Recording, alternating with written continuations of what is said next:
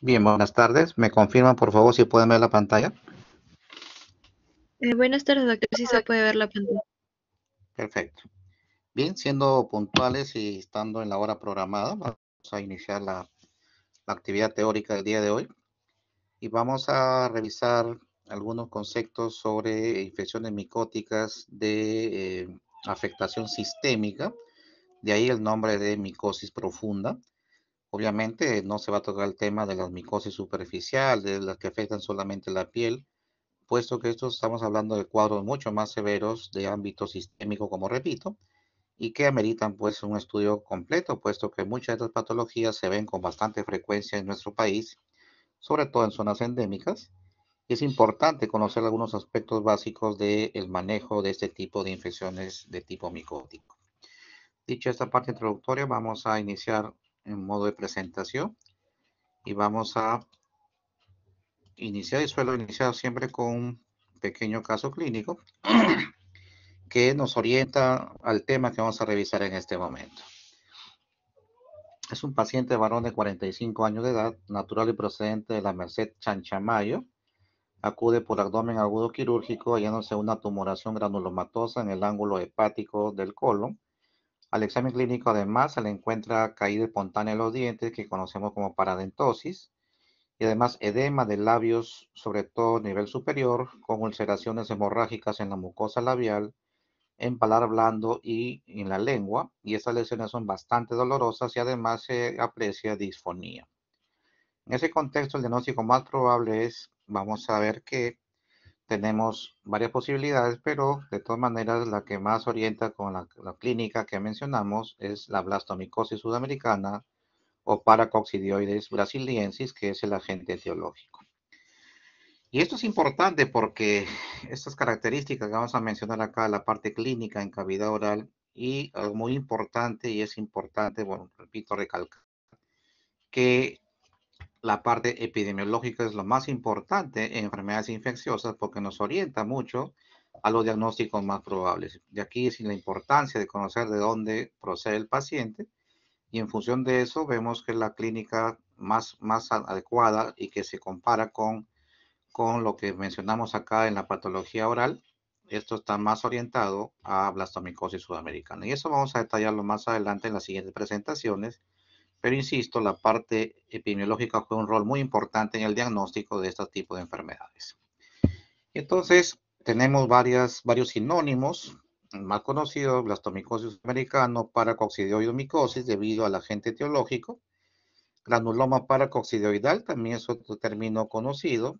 Y micosis o enfermedad de Lutz, que también se le conoce, puesto que se hace alusión al investigador brasilero que hizo las primeras descripciones de esta patología. Pero es importante conocer cualquiera de estos sinónimos, porque a veces el caso clínico en el examen puede ser bastante obvio, pero en las altas no necesariamente va a estar como blastomicosis sudamericana y podría haber alguna de estos sinónimos y puede confundirlos con el diagnóstico fácilmente.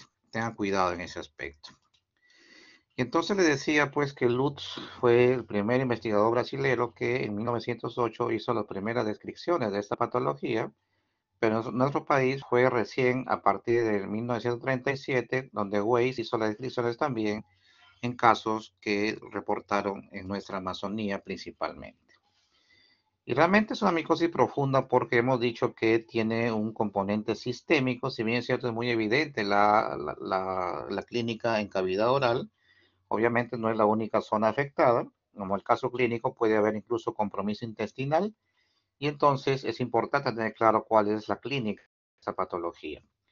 Y recordar que es una enfermedad generalmente subaguda o crónica. No es posible, no hay casos reportados de un cuadro agudo, puesto que esto toma su tiempo en que se pueda distribuir o diseminar en el organismo.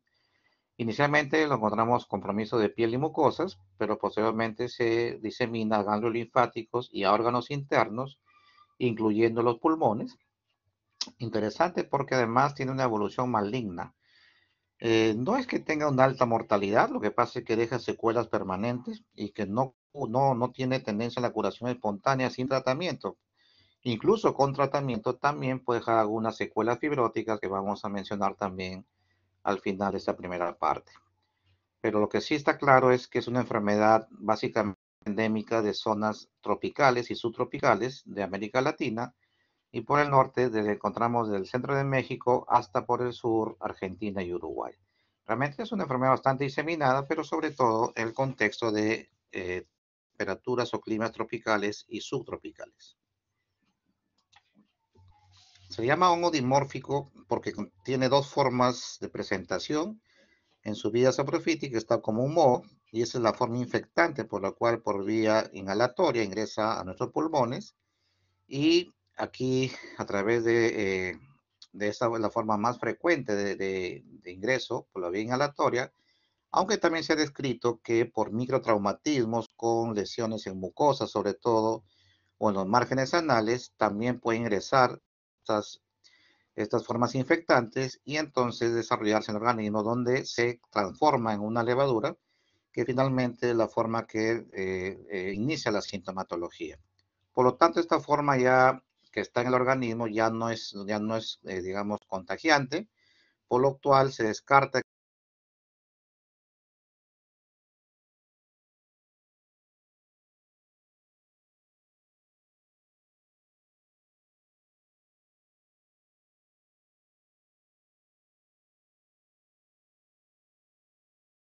unidad celular del huésped.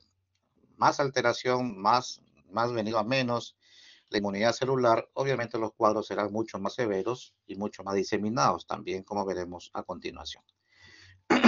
Y entonces le decía que hay zonas ya muy bien identificadas en nuestra Amazonía, básicamente la ceja de selva y selva baja amazónica, donde se reúnen las características de temperatura y humedad adecuadas para el crecimiento de la vía saprofítica del Paracoccidioides brasiliensis, que dijimos es la forma infectante, y todos estos casos proceden de estas zonas. Si bien es cierto, han encontrado diagnósticos de esta patología en la costa y en la región andina, pero todos eran casos importados de las zonas endémicas que vamos a continuación. Y estas realmente son departamentos que han reportado casos de blastomicosis sudamericana, y a la cabeza está el departamento de Junín, donde la zona de la Merced, Chanchamayo, San Ramón y Satipo son donde más se reportan estos casos. En la zona de Huánuco, sobre todo Tingo María, Huánuco y el Valle del Monzón. Y tenemos también en Loreto, en Madre de Dios, Pasco, San Martín, Cusco, Ayacucho, y mucho menos frecuente Amazonas, Piura y Cajamarca. Pero principalmente son Junín, Huánuco y Loreto los departamentos que más casos han reportado de esta patología. Si bien es cierto, esto es una estadística antigua, pero realmente la tendencia se ha mantenido en esos departamentos.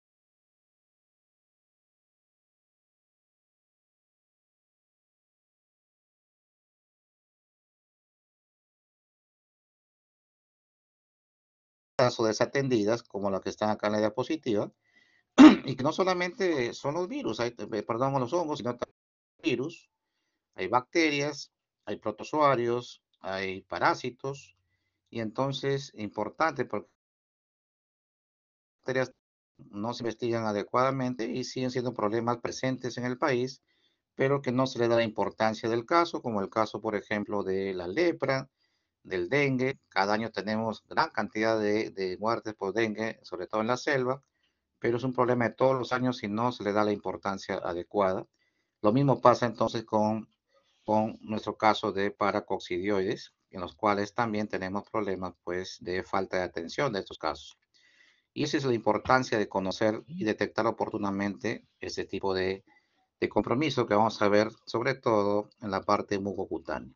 Entonces, hay varias clasificaciones para la parte clínica. Tenemos acá principalmente el criterio de Almeida, en los cuales lo cataloga en 4 formas clínicas de presentación, siendo la más frecuente la forma mucocutánea, la forma linfangítica pura, que también es poco frecuente, pero generalmente lo vemos combinado con forma mucocutánea y linfangítica a la vez.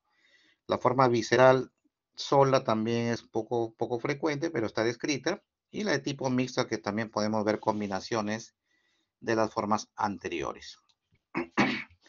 En cambio, Negroni hace una clasificación de acuerdo a la primera infección respiratoria y su diseminación a partir de este foco respiratorio, y lo cataloga como primera, como asintomática o subclínica, que se basa principalmente en la prima infección, en lo cual puede ser completamente asintomática o levemente sintomática con la equivalencia a un proceso pseudogripal principalmente. Luego la prima infección pulmonar aguda, donde sí hay una clínica respiratoria importante que incluso se puede ir con neumonitis, pero esto está asociado a una alta carga inoculación respiratoria o también a alguna alteración en la inmunidad del huésped. La forma pulmonar crónica, la diseminada aguda. Eso de diseminada aguda es entre comillas porque han dicho que no hay formas agudas, sino que se refiere a que en algunas circunstancias en las cuales los pacientes tienen trastornos inmunológicos de tipo celular, la enfermedad puede diseminarse más rápido, pero en general lo que más vemos son las formas diseminadas crónicas, y la otra forma que básicamente son las formas secuelares, como les dije, que a pesar de recibir tratamiento oportuno, algunos quedan con secuelas, sobre todo de tipo fibrótico, y esa es la forma fibrosa residual que les he mencionado, y más adelante con algunas fotografías vamos a orientar a conocer mejor estas clasificaciones. Lo que está muy bien definido es que la localización pues, de las lesiones puede ser principalmente en la cavidad oral, pero puede afectar cualquier órgano o aparato o sistema de acuerdo a la inmunidad del paciente. Y en la cavidad oral, donde encontramos mucha clínica, muchos síntomas, vamos a encontrar el compromiso en la mucosa oral, sobre todo con afectación de las encías, de los carríos y de los labios. La zona gingival produce una debilitación, o perdón, un debilitamiento de la membrana periodóntica. Este debilitamiento va a originar caída espontánea de los dientes, que va a originar caída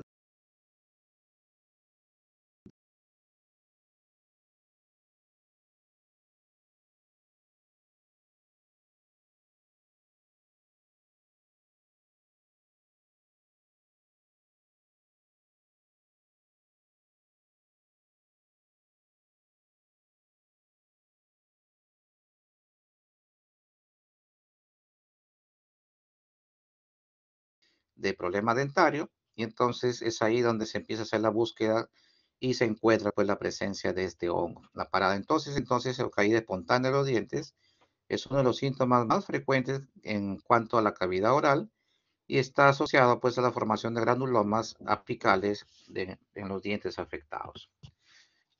Y esta afectación mucocutánea es, la dijimos, la forma más frecuente, y normalmente afecta, como dijimos, la cavidad oral. Y lo que se puede ver en estas es unas ulceraciones de tipo microgranulomatoso y que tienen punteado hemorrágico típico, da el aspecto de una mora, por eso que le confiere el aspecto moriforme, llamado también estomatitis úlcero-moriforme de Aguiar-Pupo, y que es una forma característica de esta patología. Y el compromiso, además, no solamente de los comisuras labiales y la mucosa labial, sino también puede afectar el paladar blando, los pilares amigdalianos, incluso la lengua. Y estas lesiones son muy dolorosas y generalmente están cubiertas de una secreción blanquecina que puede sangrar fácilmente. Y se puede acompañar de salivación excesiva o cialorrea, dolor a la deglución o fagia, y cuando compromete planos más profundos como la laringe y las cuerdas vocales, se va a encontrar disfonía con bastante frecuencia. También podemos encontrar tumefacción. Los labios tienden a estar hinchados, se infiltran fácilmente con edema inflamatorio, y sobre todo tiende a afectar más el labio superior, y esto da la apariencia de una trompa, y por eso se compara con el perfil de un mamífero de la selva que se llama tapir, y por eso se le llama aspecto tapiroide del paciente que tiene esta patología, y vamos a verlo en unas fotografías más adelante. También se ha visto que tiene relación con población económicamente activa, por eso es que el grueso de pacientes que mencionan o se detectan esta patología es entre los 21 años hasta los 60 años. Antes y después es mucho menos frecuente en ese contexto debido a su actividad laboral, pues están asociados a la agricultura, a comerciantes que viajan a zonas endémicas, igual que los militares, u otras ocupaciones que tengan que ver con contacto y digamos que visiten estas zonas endémicas con bastante frecuencia son los que más casos se reportan de esta patología. Y hay un problema porque se supone que a más edad uno va a tener más posibilidades de haber tenido contacto con el hongo, y por eso que en la edad pediátrica es menos frecuente, pero además por sexo no hay ninguna diferencia. En ambos sexos puede presentarse con la misma severidad y frecuencia, pero es poco frecuente en general debido a la actividad laboral. Sin embargo, en los adultos, ahí sí hay una diferencia importante donde los hombres tienen una frecuencia mucho mayor de afectación de esta patología. Entre 10 a 15 hombres por cada mujer es la proporción de casos en la edad adulta. Y esto se ha estudiado bien porque se ha visto que en las mujeres que tienen su función ovárica normal, eh, la 17-alfa-estradiol, esta hormona, ejerce un efecto protector en el sexo femenino. Por eso en el grupo de adultos las mujeres se afectan cada vez menos, y obviamente ya en la época menopáusica ya esta frecuencia tiende a igualarse debido a que esta hormona ya no se produce adecuadamente y por tanto la protección se pierde en ese grupo etario. Pero en adultos siempre, la mayoría de casos, y las fotos vamos a ver que la mayoría son casos de varones, y de 10 a 15 hombres por cada mujer es la proporción que se ha encontrado en la mayoría de estos casos.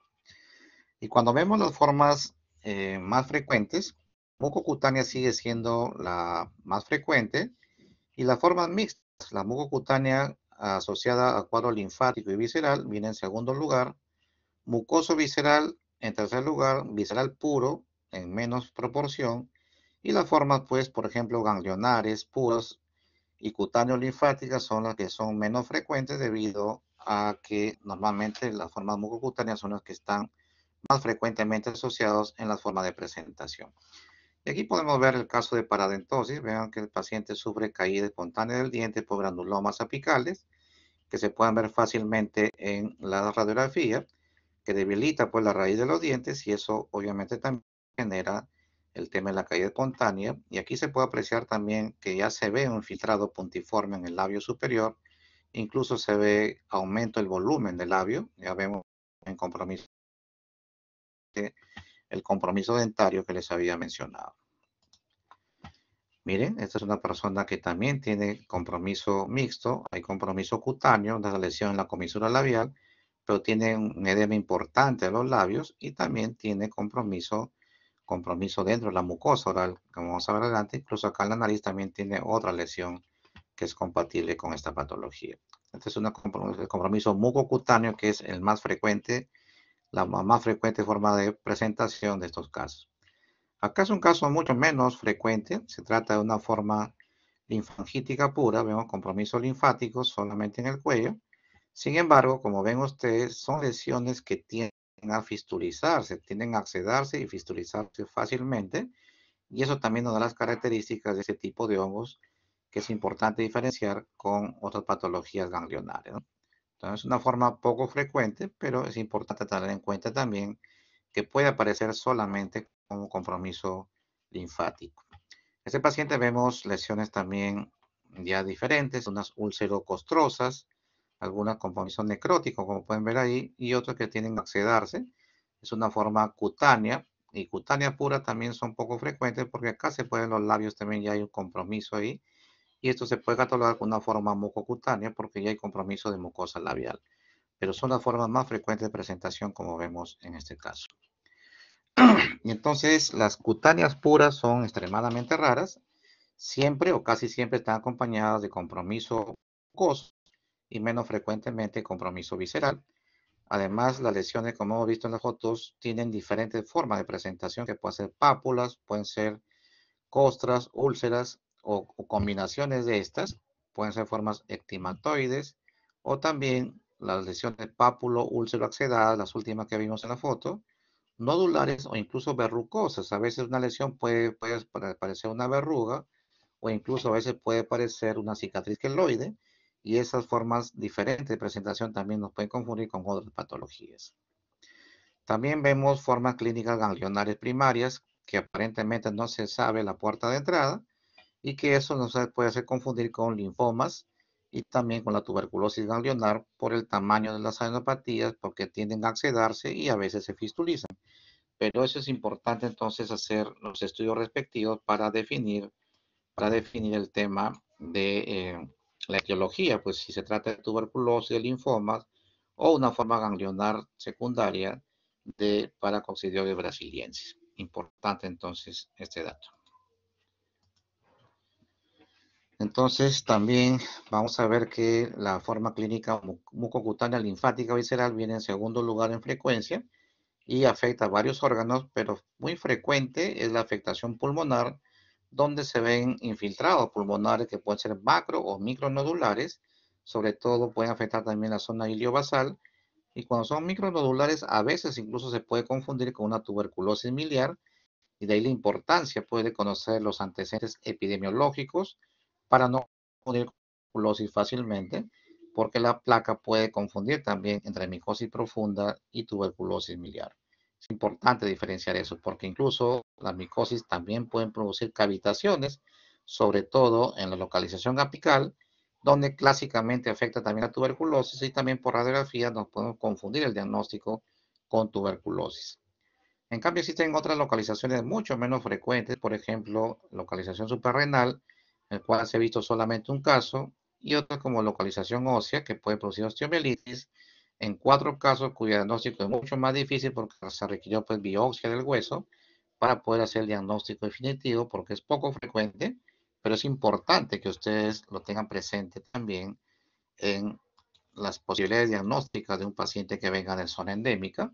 Además, a nivel intestinal, como es una enfermedad granulomatosa, puede producir obstrucción y entonces, como el caso clínico de inicio, produce un abdomen agudo quirúrgico que muchas veces entran a la parotomía exploratoria pensando que es una obstrucción intestinal y lo que se encuentra es una tumoración de tipo granulomatoso cuya ubicación más frecuente es en el ángulo hepático del colon ascendente y transverso, menos frecuente en el ángulo esplénico.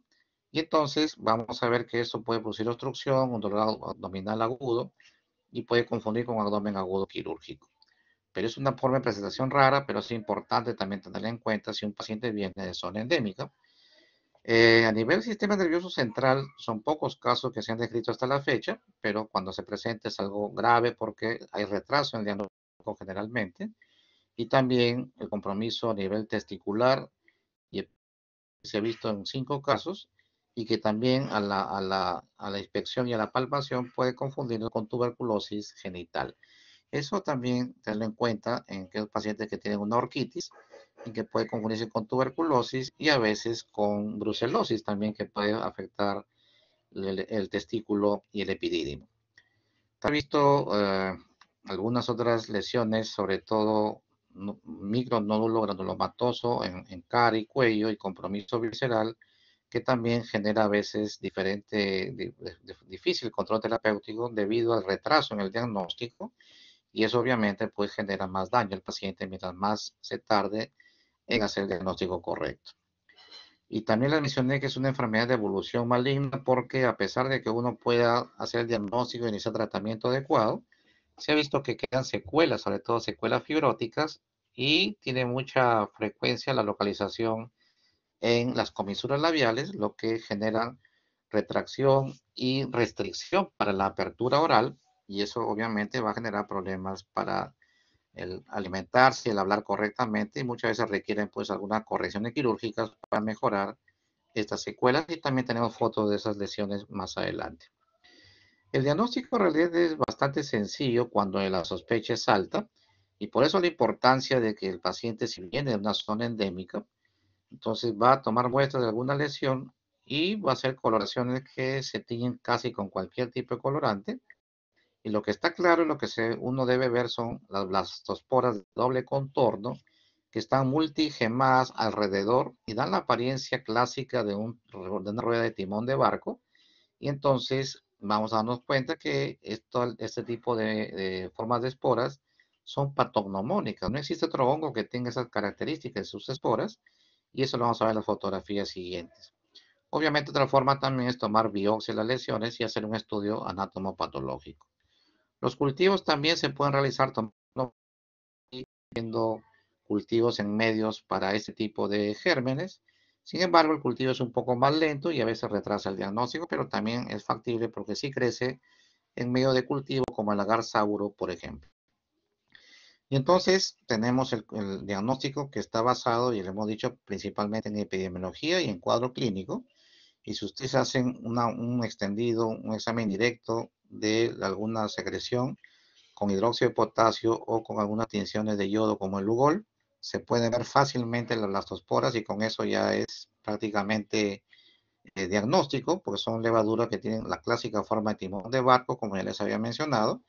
El cultivo se puede hacer, pero es un poco más lento, la histopatología. Y también hay unas reacciones serológicas. Existen inmunodifusión, por ejemplo, que tienen unas tasas de sensibilidad más o menos adecuadas, pero baja especificidad. Y por eso que a veces puede generar confusiones. Así que lo ideal y el gol estándar es aislamiento del germen por los métodos directos o por cultivo, como les había mencionado. Y esto es lo que les decía. Miren cómo se tiñe con Lugol fácilmente. Es una blastospora que tiene unas exosporulación superficial periférica, y acá se puede ver mucho más claro, que da el aspecto de rueda de timón de barco antiguo, ¿sí? Que es característico. A veces tiene solamente dos de estas exosporas, y entonces uno lo ve y también lo comparan como en cabeza de Mickey Mouse.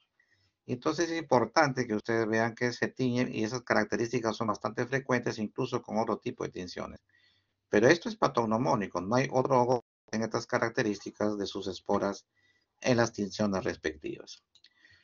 El tratamiento entonces, una vez que hacemos el diagnóstico, clásicamente eran las sulfas, ¿sí? Sin embargo, con las sulfas se determinó que tienen un efecto fungistático en ese tipo de gérmenes, no las destruyen, solamente las inactivan, las adormecen, pero si el paciente tiene algún grado de inmunosupresión, obviamente no se van a curar, y por eso que dejaron de ser el tratamiento clásico y se pasó a otro tipo como los azoles, entre ellos el itraconazol, que es el de elección para las formas leves a moderadas, y el anfotericina para la forma grave de presentación, y se usa en ciclos cortos a una dosis máxima de 1 miligramo por kilo día, y luego que el paciente está más estable se puede pasar a itraconazol y completar el tratamiento.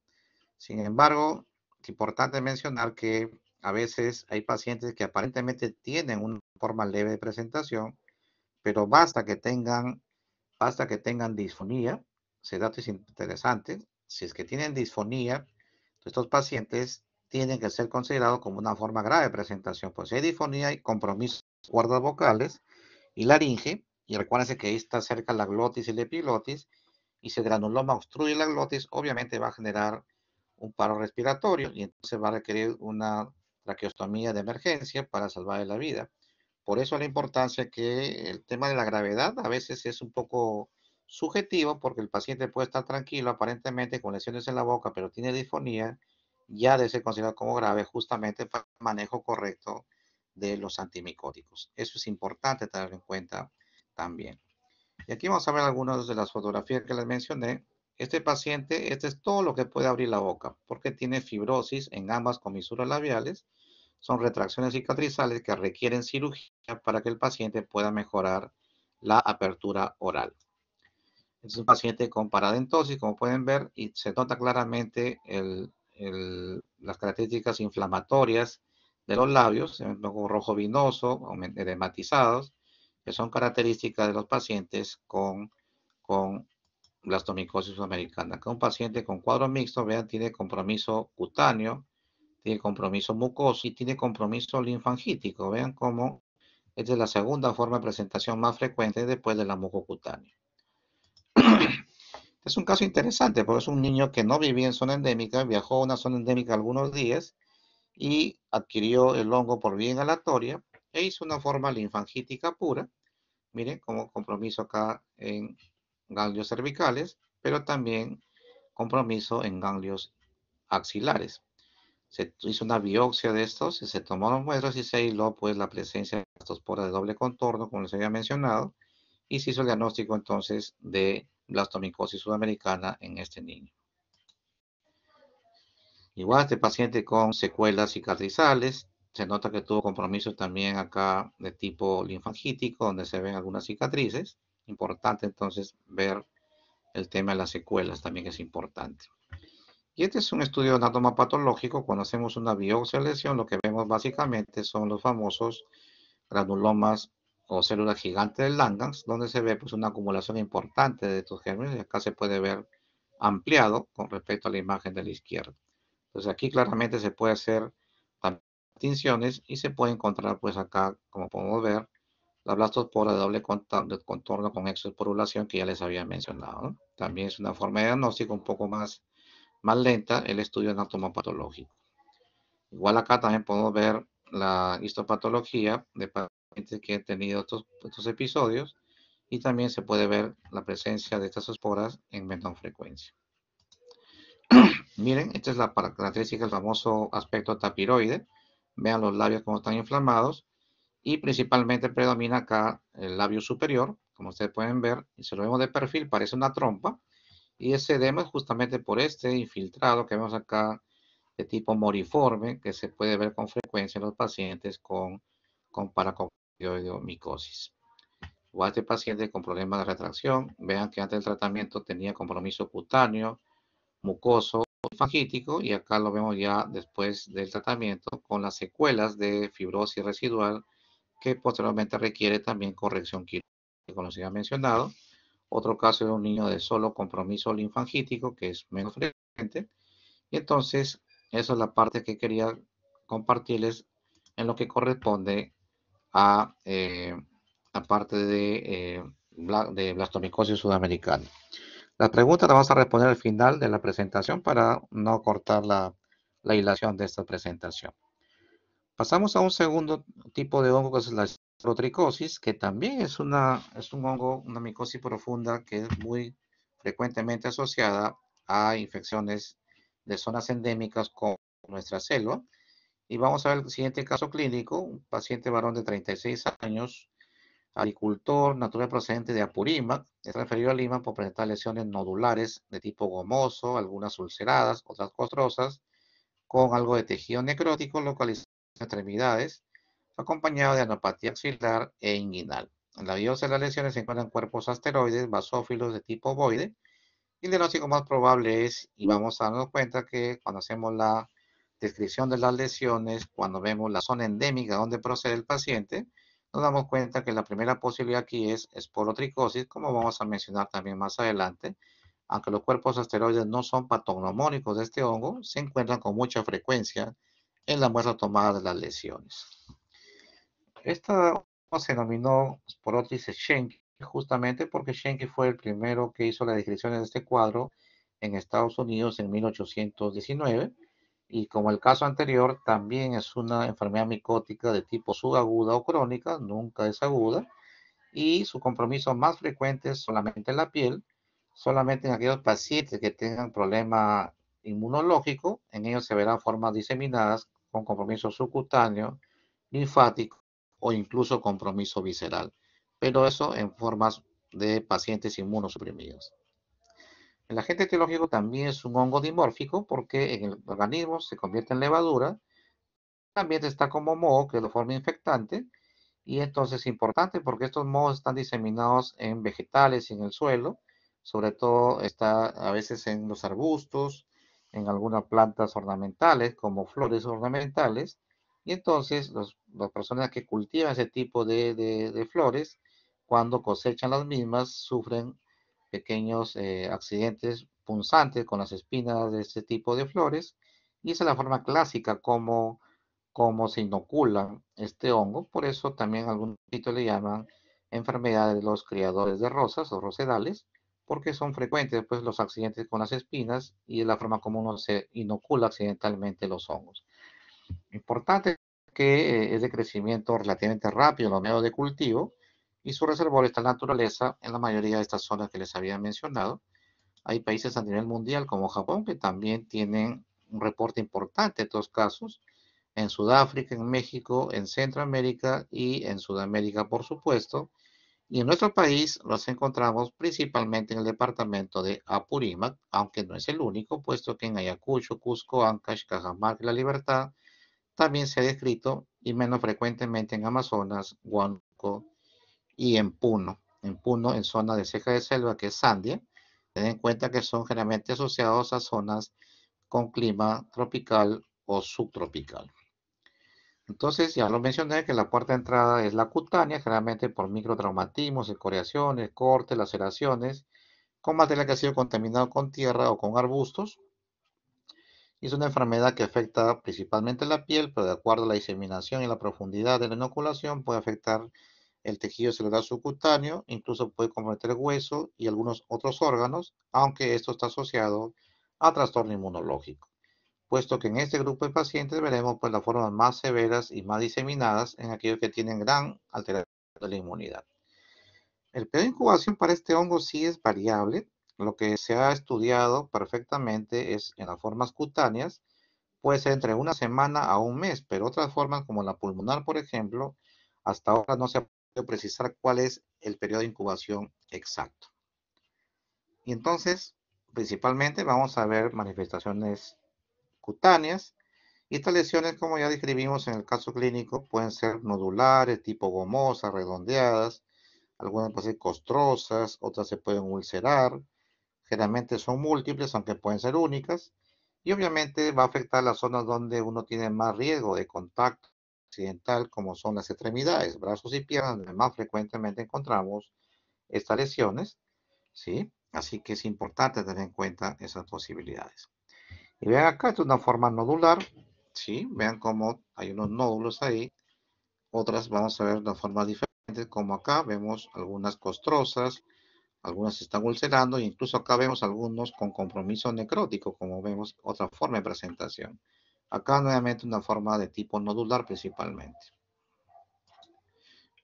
Y acá vemos una paciente que también accidentalmente se inoculó en la cara y vemos que también los ganglios, por la forma de tipo subcutánea que afecta ganglios, puede generar también incluso el tema de que pueda drenar, accederse y incluso se pueden fistulizar también fácilmente y eso también tener en cuenta cuando hacemos diagnóstico de este hongo.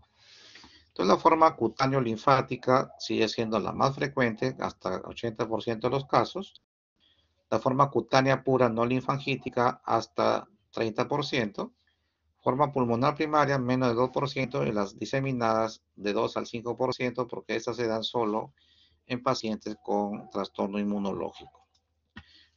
Y entonces vamos a ver que las formas son diferentes de presentación clínica. En la primaria pulmonar, donde afecta el pulmón y se da porque uno puede inhalar también las esporas, no solamente por microtraumatismos, sino que esta forma inhalatoria es la menos frecuente, pero es importante tener en cuenta porque puede dar pues sintomatología respiratoria y mientras más grande es el inóculo, más posibilidad de problemas de insuficiencia respiratoria, una franca neumonitis, que es poco frecuente, pero puede darse el caso. En cambio, la primaria cutánea, la más frecuente es la que se produce por el tema de microtraumatismos y accidentales en las extremidades, aunque también puede haber reinfección. Se ha visto pacientes que ya han tenido el cuadro y como siguen teniendo la misma actividad laboral, se vuelven a reinfectar y vuelven a tener lesiones también. Sin embargo, los que sufren reinfección, como ya tienen un contacto previo, ya tienen desarrollado cierto grado de inmunidad, las lesiones generalmente son más leves y en todo caso duran menos tiempo y se pueden autolimitar en algunos casos. En cambio, las formas sistémicas o diseminadas se va a ver pues, en pacientes muy inmunosuprimidos, en alcohólicos crónicos, etcétera. Y aquí incluso podemos encontrar compromiso cutáneo y a la vez compromiso de tipo visceral. Entonces es importante ese tipo de esto. Vean acá, por ejemplo, un paciente que hace lesiones ya de unas formas ulceradas, nodulares, algunas en accedado, que también se puede confundir con otro tipo de patología. Acá un paciente con compromiso facial netamente cutáneo, solamente en la nariz. Igual acá compromiso ocular periocular, que también la lesión tiende a fistulizarse. Esta niña, por ejemplo, con también lesión ocular, que esta lesión incluso tiende a, vemos tejido necrótico ya que requiere también algún tipo de intervención o limpieza quirúrgica. Igual acá es una lesión que pareciese pues un tipo de verruga, que también puede darse forma de presentación de este tipo. Igual que acá, miren esta lesión tuberosa, hiperqueratósica, que a veces puede confundir hasta con una cicatriz queloide, que también puede ser una forma de manifestación de la esporotricosis de tipo cutáneo. Miren acá, parece una cicatriz. También es una forma que se puede dar de presentación de esta patología. Y esta, miren, una lesión que muchos confundirían con queloide fácilmente, porque también es una forma de presentación de esporotricosis. Lo que pasa es que esta lesión tiene además contenido necrótico y eso puede diferenciar de una cicatriz queloide. Y esta es una forma bastante severa, esto se da en un paciente muy inmunosuprimido, una forma ulcerada con tejido necrótico diseminado en extremidades. Esto se dio en un paciente con VIH en estadio SIDA, donde hizo esta forma grave de presentación. ¿Y cómo hacemos el diagnóstico entonces? Lo que se suele ver es que se pueden solicitar los famosos cuerpos asteroides, que se hacen un examen directo de las lesiones, se hacen las tinciones, y al microscopio se ve unos cuerpos asteroides que son depósitos de inmunoglobulinas, que se pueden ver de tipo basófilo, pero que no son exclusivas de esta enfermedad, como les había mencionado, puesto que también se pueden ver en otras enfermedades micóticas, pero en esta patología se ve con bastante frecuencia. Y la biopsia, entonces, tomando muestras de las lesiones, vamos a ver los famosos granulomas tuberculoides, donde se pueden ver los cuerpos asteroides, que ya dijimos son estructuras micóticas de tipo basófilo, que son generalmente ovalados, ovoides o menos frecuentemente alargados. Y acá lo podemos ver, vean un cuerpo asteroide, este es un corte histológico y vemos un granuloma acá, las famosas células gigantes de Langhans, y vemos acá el famoso cuerpo asteroide de tipo basófilo que parece una estrella, como ustedes pueden ver acá, en este caso algo redondeado, pero también pueden ser alargados en menor frecuencia. Esto es característico, es bastante frecuente, aunque no patognomónico de la esporotricosis. También se puede cultivar y es un hongo que crece fácilmente. En agar saguro puede crecer en promedio en 5 días y se ven colonias blancas o grisáceas, algo cremosas y discretamente arrugadas, es lo que describen las colonias. Y obviamente se toman muestras de estas y al microscopio se pueden ver las famosas hifas con presencia de conidias de tipo piriforme en forma de pera. También hay pruebas de intradermorreacción, sin embargo, tienen baja especificidad y una sensibilidad variable. Por eso es que no se usan con mucha frecuencia porque son pruebas parecidas al PPD en tuberculosis, pero pueden llevarnos a algún tipo de confusión. De ahí que no se usan con mucha frecuencia. Esto es lo que le decía, se ven los cultivos, las colonias, que son blancas, grisáceas, un poco cremosas, se ven claramente ese tipo de colonias de Sporotrix schenckii. También se puede hacer pruebas serológicas, por supuesto la inmunofluorescencia directa con anticuerpos Sporotrix schenckii. Vamos a ver que puede haber alguna muestra de aglutinación que nos va a permitir encontrar pues la presencia de estos hongos. Y también se puede hacer pruebas de inmunohistoquímica y técnicas de ELISA, de aglutinación en látex, para detectar los anticuerpos frente a este hongo. Es importante. Entonces también, como el caso anterior, clásicamente el tratamiento se daba con yoduro de potasio al 10%, eran esquemas ya de número de gotas que se iban aumentando progresivamente hasta un tratamiento de 7 a 8 semanas. Sin embargo, este medicamento es tóxico, el uso es peligroso, el yoduro de potasio, y por eso es que ya dejó de ser la primera opción y actualmente lo que vamos a utilizar también son los azoles. En este caso, el ditraconazol es el más efectivo en las formas diseminadas y en la forma grave de presentación se puede usar anfotericin B, sobre todo en las formas cutáneas extensas o las diseminadas con compromiso pulmonar, dosis de 1 a 2 gramos que se pueden dar en 2 a 3 meses. O sea, no es necesario darlo diariamente, sino que en ese tiempo se puede completar dosis acumulativa de 1 a 2 gramos de anfotericin B. El itraconazol se usa por 3 a 4 meses, una dosis de 200 miligramos por día, y como alternativa se puede usar el fluconazol, aunque su eficacia es algo menor que el itraconazol, y se puede dar por más tiempo, hasta por 6 meses, con una dosis diaria de 400 miligramos. Además, como tratamiento coadyuvante a la terapia farmacológica, se puede aplicar terapia con calor, porque se ha visto que el hongo no tolera temperatura por encima de 35 grados y usando compresas calientes de 45 grados 1 hora al día por varios meses, también puede ayudar a que las lesiones puedan cicatrizar más rápidamente. Es importante también ese dato. Bien, y vamos a ver Ahora, el tercer hongo que está incluido en el grupo de micosis profundas, que es la histoplasmosis, y también la importancia de conocerla porque es relativamente frecuente también en nuestro medio. Y tiene, vean, varios sinónimos que es importante tener en cuenta: enfermedad de Darling, histoplasmosis americana, ¿sí? Citomicosis, retículo endoteliosis, enfermedad de los murciélagos, enfermedad de las cuevas, fiebre de las cavernas y minas, fiebre de Tingo María, porque es una zona altamente endémica, enfermedad del Valle de Ohio, porque también se ve en el hemisferio norte, y fue Darling justamente el que hizo las primeras descripciones de estos casos. Por ejemplo, vemos un paciente de 57 años fumador con 7 meses de enfermedad que presenta lesiones erosivas, surcos sangrantes y aumento de volumen en la lengua con nodulaciones pseudomembranosas.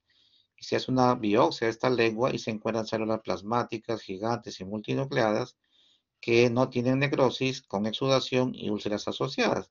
Entonces, uno ve este tipo de lesiones y puede también plantear la posibilidad de paracoccidiomicosis. Por eso la importancia de conocer, aunque aquí no vemos compromiso de mucosa gingival, labial, tampoco se ve paradentosis, y eso podría ser una pequeña diferencia en cuanto al cuadro clínico, pero realmente pues la biopsia es la que define la presencia de este hongo.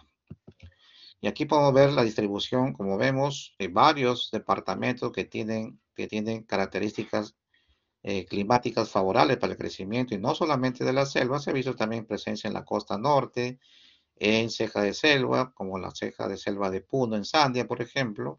Incluso algunas zonas ya muy bien identificadas de varios departamentos también se ha visto casos altamente frecuentes de este tipo de patología, pero el clima generalmente es tropical y templado, más frecuente en verano, donde las secreciones, las deposiciones de las aves, murciélagos se desecan, y uno al pisar hace que esto se evapore, se aeroliza más fácilmente, y entonces uno inhala las esporas mucho más frecuentemente. Esto es importante tener en cuenta porque en invierno, cuando llueve, obviamente el aerosol es más difícil que se digamos, se extienda hacia el medio ambiente, y entonces es menos probable que uno pueda inhalar ese tipo de esporas. Pero es importante tener en cuenta que también tiene un componente, eh, digamos, asociado pues a la estación, es estacional, y en verano donde vemos más casos de ese tipo de hongos. Las formas clásicas: tenemos tres especies de histoplasma, que es histoplasma capsulatum, que es la forma clásica, variedad capsulatum. Tenemos histoplasmosis africana, variedad Duboisí, y el histoplasma farciminosum, que lo vemos principalmente en ganado de tipo equino, que obviamente está asociado con nosotros, principalmente histoplasma capsulatum, que son formas levodoriformes que comprometen la piel, pero también pueden producir compromiso ganglionar, óseo, osteoarticular, o incluso pueden dar formas diseminadas, como les había mencionado, y también tiene mucho que ver con el tema de la inmunidad del paciente. Y esta es la forma clásica como ingresa el hongo, generalmente por la inhalación de las esporas en deposiciones de aves, de murciélagos, de lechuzas. Vemos cómo las esporas pueden ingresar por vía inhalatoria, ingresa al tejido pulmonar, y aquí pues los macrófagos pulmonares capturan al hongo y generalmente nuestra inmunidad lo controla y queda en estado latente de por vida. Pero si el paciente tiene una inmunidad venida a menos, o el inóculo que ingresó por vía pulmonar fue muy alto, entonces habrá una franca sintomatología respiratoria con neumonía, incluso pacientes con ARS. Es importante ver esos casos. Y a partir de aquí puede diseminarse también por vía hematógena o linfática hacia otras partes del organismo. Sí, es importante. El periodo de incubación en este contexto es de 3 semanas, aunque puede ser tan rápido como un día o tan lejano como 5 meses, pero tengan cuidado que es variable. Aquí un caso interesante porque hace algunos años atrás un grupo de estudiantes de Puno, me parece que eran estudiantes de geología, fueron a visitar unas cuevas para hacer unos trabajos de investigación, y cuando salieron y volvieron a la ciudad, casi todo el grupo que estuvo presente en ese tipo de actividades hicieron una neumonía severa. Casi todos hicieron esa forma de presentación severa. Entonces uno se preguntó, pero ¿qué está pasando acá? Si son gente o son alumnos que son inmunocompetentes. Y cuando se hizo la investigación epidemiológica, se detectó y se aisló primero histoplasma capsulatum a nivel pulmonar en un aspirado, una fibrobroncoscopía con lavado bronquialveolar, Y lo que se pudo investigar es que estos pacientes tuvieron mucho tiempo en las cuevas y tuvieron también buen tiempo, varios días trabajando y varias horas al día en esas cuevas sin llevar la protección respiratoria correcta. Y eso implica que tuvieron una inhalación de una carga micótica alta y eso explica por qué hicieron neumonía. Porque lo habitual en pacientes, por ejemplo, en turistas que llegan a Tingo María, entran a la cueva de las lechuzas, por ejemplo, ingresan algunos minutos o poco menos de una hora y lo hacen un solo día. Entonces, las esporas que pueden ingresar pueden dar algún cuadro clínico leve con un resfrío común o incluso puede ser asintomático la primera infección, pero con una carga micótica alta, aun cuando el paciente sea inmunocompetente, puede haber respiratoria de neumonías francamente graves que requieren incluso soporte oxigenatorio y algunos incluso ventilatorio. Esta es la famosa cueva de las lechuzas en Tingo María, muy frecuentemente visitada. Y entonces en verano, donde ahí en el suelo están las deposiciones de las lechuzas, de los murciélagos, y en verano se desecan estas secreciones, uno al pisarlas hace que los aerosoles se eleven al medio ambiente, uno inhala y esa es la forma más frecuente de presentación o de infección de este hongo, que también puede ser por vía del accidente, por inoculaciones accidentales por la piel, pero principalmente es vía inhalatoria. Y entonces también es un hongo dimórfico que está en dos formas. En la forma saprofítica está como micelio o macroconidias tuberculadas o microconidias, que es la forma infectante, y estas a temperatura de 37 grados en el organismo se transforman en levaduras. Y esta es la forma que hace el cuadro clínico y esas tampoco son transmisibles de persona a persona. La forma de levadura ya no se transmite de persona a persona, solamente las microconidias son las que se pueden infectar toda persona que inhale una carga importante de estas formas saprofíticas. Y en general, la clasificación clínica es bastante amplia, va a depender del estado inmunológico, de la extensión de las lesiones, y entonces, por ejemplo, la primaria está como clasificada en asintomática o subclínica, pulmonar aguda, pulmonar crónica y cutánea primaria, la diseminada en aguda, subaguda y crónica, la mediada inmunológicamente por histoplasmoma, fibrosis mediastínica o síndrome ocular, y la cuarta es la histoplasmosis asociada a la infección por VIH-Sida. Entonces, realmente tiene una clínica importante, así que normalmente un paciente inmunosuprimido que hace una histoplasmosis diseminada, el pronóstico no es bueno, porque cuando hay retraso en el diagnóstico, la mortalidad es muy alta y a veces incluso cuando se hace el diagnóstico oportunamente, la inmunosupresión tan severa puede ser que ya este paciente genere daño en órganos y sistemas y la falla multiorgánica puede originar la muerte aún cuando se inicia tratamiento oportuno contra este hongo. Es bastante agresivo, sobre todo en pacientes inmunosuprimidos. Acá vemos, por ejemplo, la forma primaria, que puede ser asintomática o subclínica. El paciente no tiene cuadro clínico, pero cuando le hacen una prueba de termorreacción, sale reactivo. Significa que su cuerpo ya tuvo contacto con el hongo, a pesar que no tuvo síntomas o tuvo un pequeño resfrío por ahí. La forma pulmonar aguda, donde dijimos puede haber síntomas respiratorios como disnea, tos o fiebre, y se pueden aplacar algunos infiltrados intersticiales de tipo retículo nodular, incluso puede ser micronodular que puede confundir con un componente miliar, y entonces uno hace el diagnóstico y vamos a encontrar, por ejemplo, presencia del antígeno de histoplasma en orina positivo. Importante esta forma pulmonar aguda. En cambio, existe la pulmonar crónica, en los cuales sí hay un cuadro más crónico de fiebre, tos, sudoración, baja de peso, hemoptisis, que puede confundir con tuberculosis, porque podemos encontrar más frecuentemente infiltrados intersticiales fibrocavitarios. Podemos encontrar sobre todo compromiso en los ápices que confunden con tuberculosis y además puede estar asociado pues al tema de la edad, antecedente de daño pulmonar previo como el suprimido, va a formar más de presentación con destrucción del tejido pulmonar. Y estas formas cutáneas primarias por inoculación accidental también pueden producir un nódulo, puede ser una úlcera, con alopatías satélite que son algo dolorosas, son poco frecuentes, pero también pueden darse el caso de citoplasmosis cutánea primaria, que realmente vemos muy poco, y entonces, pero es importante tener en cuenta también que el paciente viajó a zona endémica. Nuevamente insisto que la parte epidemiológica es muy importante en digamos, en la anamnesis, hacer una buena historia clínica para preguntar sobre las zonas que viajó recientemente o a veces no tan recientemente, porque uno puede quedar con estado latente.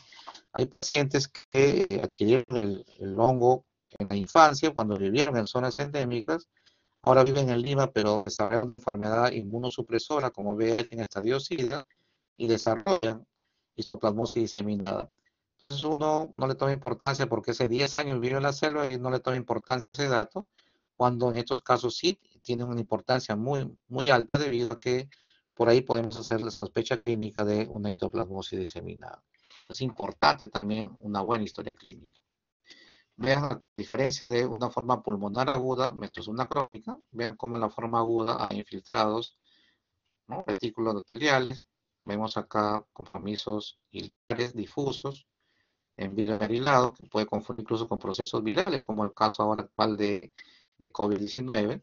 Pero en la forma crónica vemos en cambio ya destrucción de la parte del parénquima pulmonar, vemos cavitaciones con destrucción completa a veces del pulmón. Estas son las formas crónicas y eso está asociado principalmente a pacientes muy deprimidos. En la forma diseñada vamos a encontrar compromiso de mucosas, vean cómo la mucosa puede ser afectada, ¿sí? Y también incluso puede haber compromiso visceral. He visto pacientes con hepatopatía, de hepatitis granulomatosa, compromiso esplénico en el vaso, ganglionar, de ganglios retroperitoneales, etcétera. Vemos una diseminación bastante importante, sobre todo en pacientes inmunosuprimidos, y estas pueden ser agudas, subagudas o incluso crónicas. En las medidas inmunológicamente, por ejemplo, la presencia de histoplasmoma, en los cuales puede presentar una lesión cavitada en el pulmón, generalmente única o múltiple, y aquí se puede presentar calcificaciones. El sistema inmunológico controla la infección inicial y forma un granuloma ahí que se puede calcificar y se puede ver como un hallazgo, digamos, accidental en una placa de Tom. Vean cómo puede también asociarse esto. La fibrosis miastíntica, que también por acción inmunológica puede producir una necrosis gaseosa con síndrome del lóbulo medio, compromiso o compresión de venas arteriales pulmonares, síndrome de vena cava superior, pericarditis crónica y compresión extrínseca del esófago, que es una forma poco frecuente, pero también puede darse este tipo de compromiso inmunológico, que también debe sospecharse en un paciente que estuvo en zona endémica. Y también hemos visto pacientes con compromiso ocular, pacientes que bruscamente desarrollan una colioretinitis y ven lesiones en sacabocado con atrofia colioretinal y se ve cicatrices de tipo lineal, como ven acá en esta fotografía. Y esto genera pues una disminución brusca de la agudeza visual, con ceguera incluso, y que el tratamiento pues es quirúrgico con láser para tratar de corregir rápidamente estas lesiones. Y en pacientes con VIH-Sida sí vemos formas más difusas, ¿verdad? Compromiso cutáneo, compromisos linfangítico, compromiso de mucosas, son formas severas de presentación, pacientes muy inmunodeprimidos, en este caso asociados a VIH en estadio SIDA, ¿no? Una vez las lesiones, cierto que les viene ahora en este momento la viruela del mono, pero no, estas son lesiones que a pesar que son umbilicadas, algunas son papulares, costrosas, están asociadas a histoplasma capsulatum en un paciente con el tema de histoplasma de tipo cutáneo en el tipo de pacientes. ¿Sí? Se pasó el caso reportado de viruela del mono actualmente en el país. Es un paciente varón con antecedente de VIH en tratamiento antirretroviral que tuvo contacto, es un extranjero que vive en el Perú hace 5 años y que ha tenido contacto sexual con una persona de venir extranjero y ese contacto cercano es lo que originó la infección en este caso, pero estas lesiones pueden confundirse a veces con ese tipo de manifestaciones cutáneas. Diagnóstico, entonces tomamos muestras de las lesiones y se puede teñir con varias cosas, miren, con hematoxilina y eosina se tiñen, se pueden hacer estructuras pequeñas redondeadas ahí que señala la flecha, con azul del lactofenol, con el test de Grocott o metenamina de plata, vean cómo varias tinciones pueden ser, ayudarnos en el tema del diagnóstico, en un ojo entrenado, en un patólogo entrenado, fácilmente puede las estructuras micóticas en el microscopio. Entonces se puede hacer cultivo de 10 a 15% de sensibilidad en esputo simple, pero cuando se hace por fibrobroncoscopía con lavado bronquialveolar, la sensibilidad sube hasta el 90%, En la forma diseminada, los hemos y mielocultivos, 50% de sensibilidad, y el antígeno polisacárido urinario y sérico nos ayuda bastante. Por ejemplo, una sensibilidad del 90% en enfermedad sistémica, 40% en enfermedad cavitaria y 20% en pulmonar aguda. Y también se puede usar técnicas moleculares de PCR que darían un diagnóstico también más específico, pero menos acceso también en los servicios de salud. Pero es importante que tengamos claro que se puede hacer este tipo de diagnósticos, tanto microbiológicos como de tipo serológico. Tratamiento, entonces, las formas leves de presentación y moderadas, itraconazol, el tratamiento de elección, y el anfotericin B se usa en las formas diseminadas graves o en pacientes inmunosuprimidos, y el tiempo de tratamiento para las formas agudas son 12 semanas, y para las formas diseminadas de 6 a 12 meses como mínimo, hasta poder lograr controlar este hongo que, como es intracelular, algunos también quedan en estado latente y eventualmente pueden ser reactivados también cuando la inmunosupresión vuelve en el paciente. Bien, creo que esa era la última diapositiva. Y ahora sí, por favor, vamos a pasar a la ronda de preguntas, si las hubiese, para poderlas aclarar en este momento. ¿Alguna pregunta de los presentes, por favor?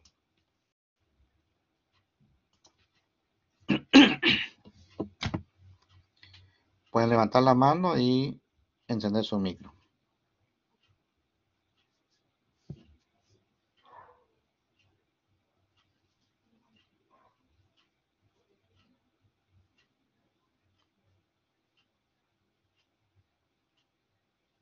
¿Alguna pregunta, por favor?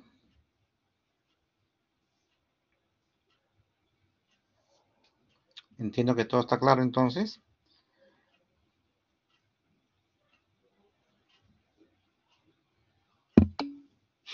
Sí, todo está claro.